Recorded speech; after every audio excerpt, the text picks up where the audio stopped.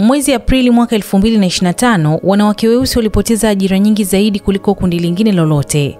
Ingawa kiwango cha ukosefu wa ajira kwa ujumla kilibaki vile vile, wanawake weusi walipoteza ajira 1038, huku idadi ya wasiokuwa na ajira ikiongezeka na kuwa 106,000. Kwa mujibu wa takwimu kutoka ofisi ya takwimu za ajira ya Marekani, US Bureau of Labor Statistics. Kiwango cha ukosefu wa ajira kwa wanawake weusi kilipanda hadi 6.1, ongezeko la alama moja kamili kutoka 5.1 mwezi Machi. Ukosefu wa ajira miongoni mwa wanawake weusi umeendelea kuongezeka taratibu tangu Februari mwaka 2024. Wataalamu wanaelekeza upotevu wa ajira kwa wanawake weusi kwenye juhudi za utawala wa Trump za kufuta au kupunguza kwa kiwango kikubwa mipango ya utofauti, usawa na ujumuishi yani DEI katika ngazi ya serikali kuu.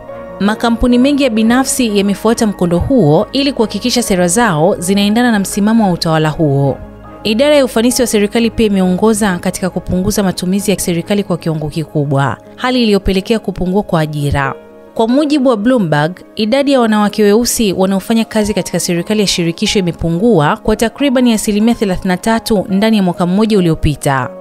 Mwelekeo huu wa ajabu wa ongezeko la ukosefu wa ajira kwa wanawake weusi ni ushahidi wa wazi wa athari mbaya zinazotokana na sera za utawala mpya zinazopinga DEI na kupinga watu weusi, alisema mchumi William Michael Cunningham, mmiliki wa Creative Investment Research. Hili lina madhara makubwa kwa jamii ya watu weusi, jambo ambalo hatujawahi kushuhudia kwa kiwango hiki, aliongeza.